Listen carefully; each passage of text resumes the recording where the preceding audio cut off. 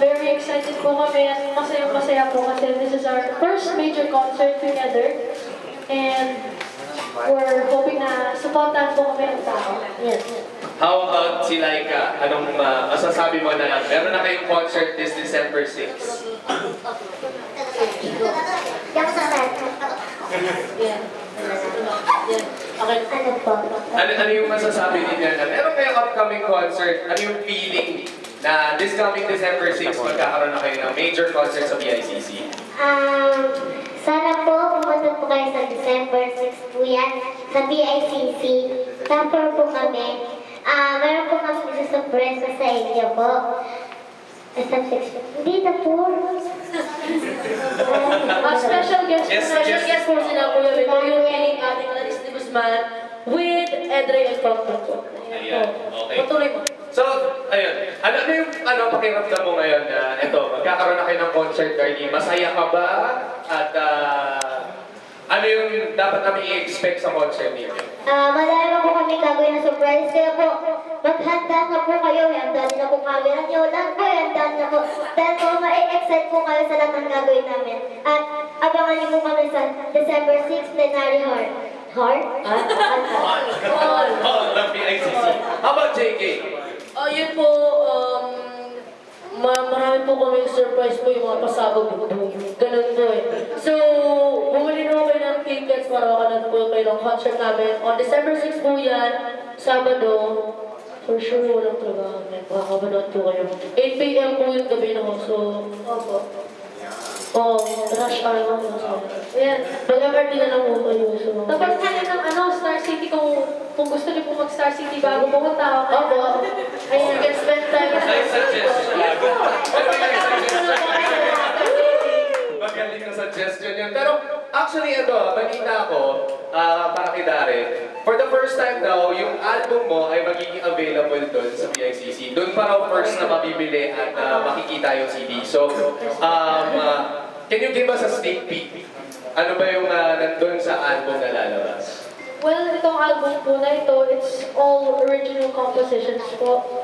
So, it's different from what I've done from The Voice po. Sana po ma-enjoy niyo po. Supportan din po ng tao. Ayan po, salamat po. Wala bang sample dyan ng isang power dyan?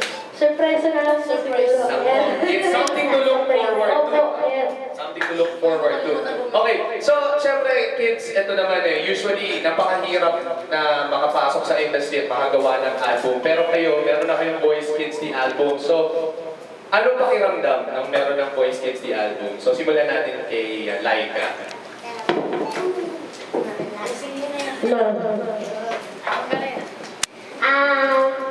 First time ko lang po magka-album na kasama ko po yung top 6. Kasi po mahalaga din po yun sa pamilya ko, yung album po namin. At saka rin po nagpapasalamat po ako sa gumawa rin po niyan. At saka po sa lahat po na sumuporta sa The Voice, top 6 po yun. Dami na naman. At saka po sa mga bumili ng album po namin, sana po ubusin niyo po yan wala po pasisira. Sa concert po namin ang busin niyo po yan. At saka rin po sa MCN Music. Thank you po. Ayun. How about si Darlene? Ano yung pakiramdam na may album na kayo? Dati po, iniisip ko lang po na sana magkaganyan po ako. Tapos po bigla po natupad dahil po sa MCA. Nagpapasalamat po talaga ako sa kanila. At saka po, nakaka-jamming po sila. Saya po kasi pag may album po, parang nakaka-proud po. Parang narinig mo sa Diyos kong boses sa feed po. Yan lang po. Thank you po. How about you, JK?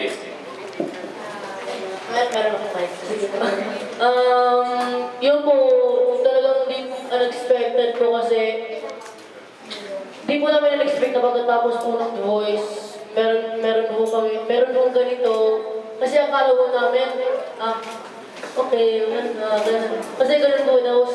Di po namin na-expect na magkaka-album po kami.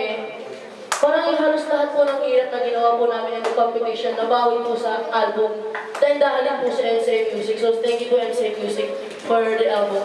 Nice. And Darren, how about you? Yung pakiramdam na eto na may album na kami. Opo, very exciting po. Naririnig na din po namin yung mga kanta namin sa radyo for the first time. So very proud po kami na nagawa po namin. At nagpapasalamat po talaga kami sa lahat po ng taong